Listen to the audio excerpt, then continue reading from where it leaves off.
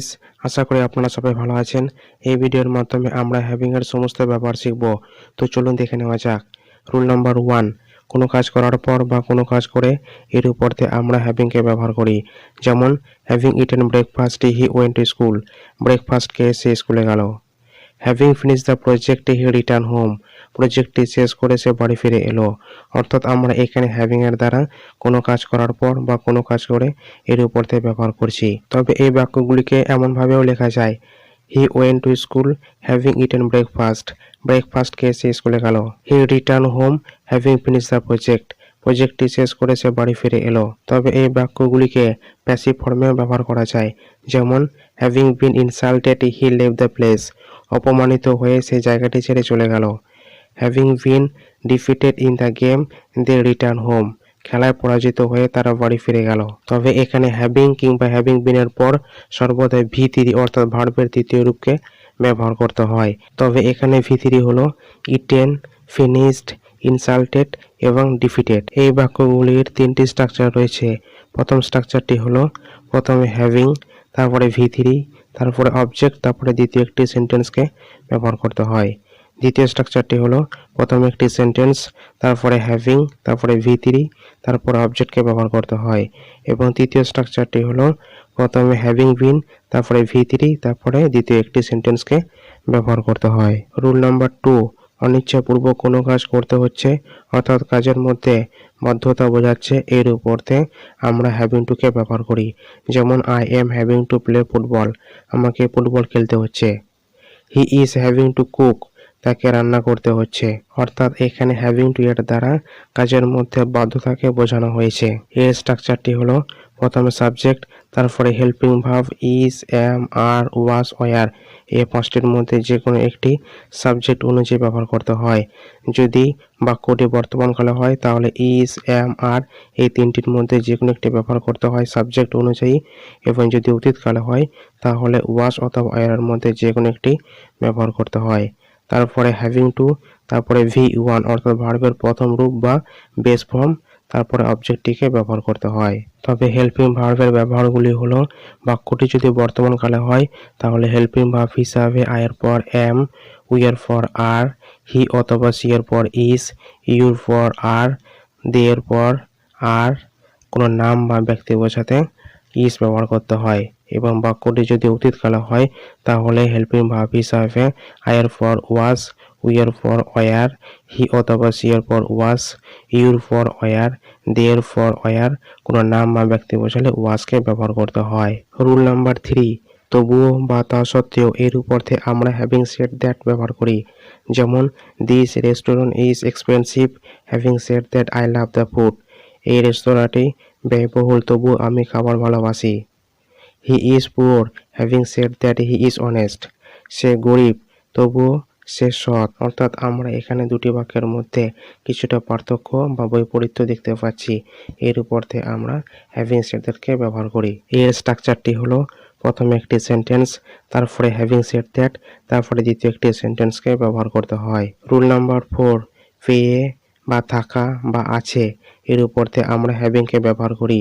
যেমন I am happy having you as my friend, তোমাকে আমার বন্ধু হিসেবে পেয়ে আমি খুশি। আই অ্যাম হ্যাভিং আ কার, আমার একটি গাড়ি রয়েছে।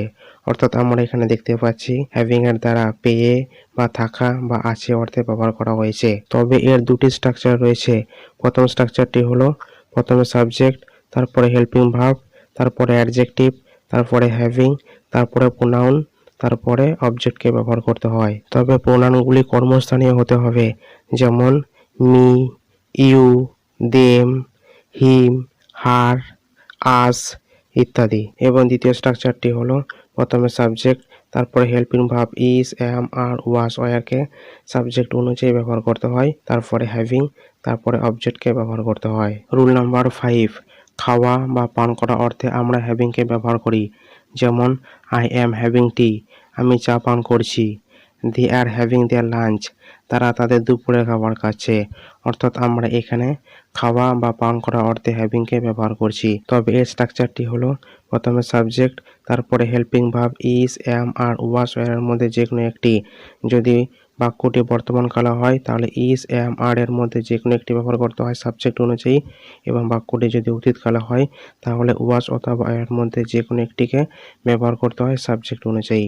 তারপরে হ্যাভিং, তারপরে অবজেক্টকে ব্যবহার করতে হয়। রুল নাম্বার 6, কোনো রোগ বা যন্ত্রণা এর উপরতে আমরা হ্যাভিংকে ব্যবহার করি। যেমন he is having a headache, তার মাথা যন্ত্রণা করছে।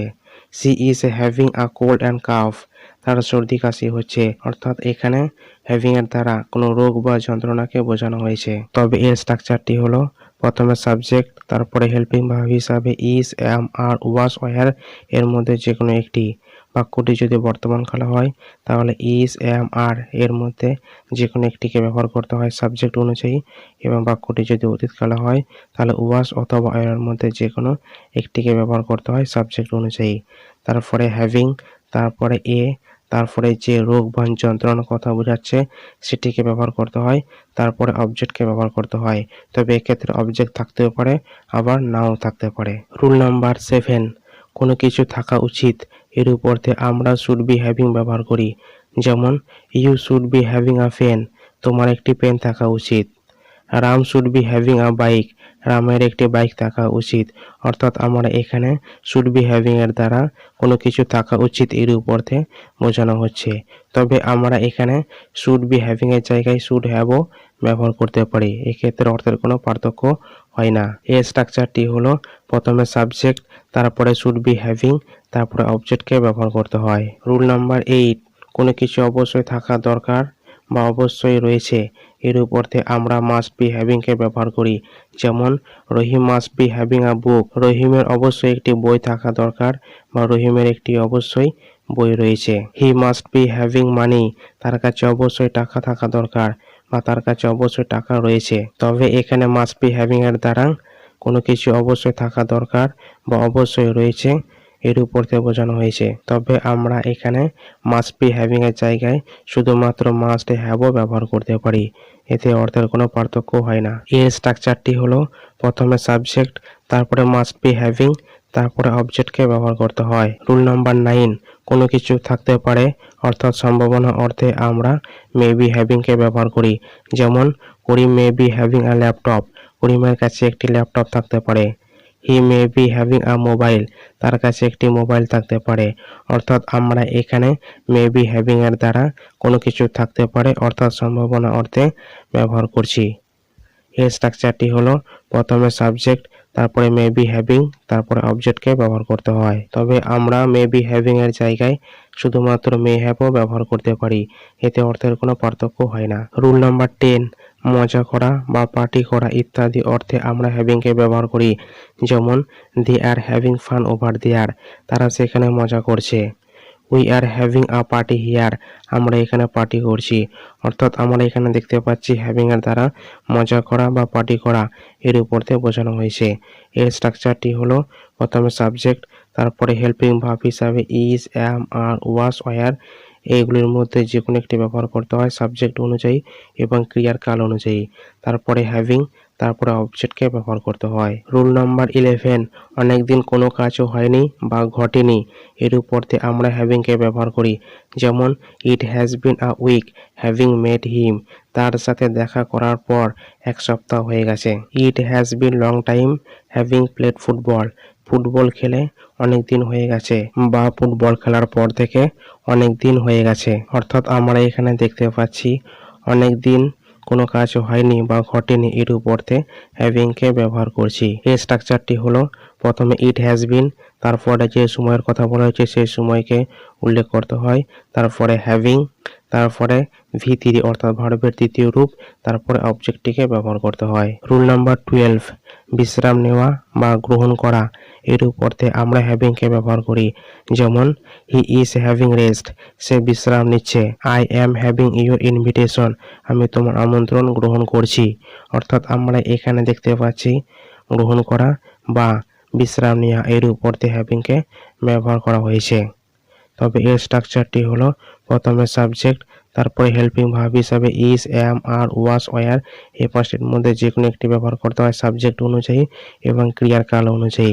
তারপরে হ্যাভিং, তারপরে অবজেক্টকে ব্যবহার করতে হয়। আশা করি এই ভিডিওটি দেখার পর আপনাদের হ্যাভিং নিয়ে আর কোনো সমস্যা নেই। ভিডিওটি যদি ভালো লেগে থাকে তাহলে অবশ্যই লাইক, কমেন্ট, শেয়ার এবং সাবস্ক্রাইব করতে ভুলবেন না। Thank you, have a nice day. ধন্যবাদ, আপনার দিনটি শুভ হোক।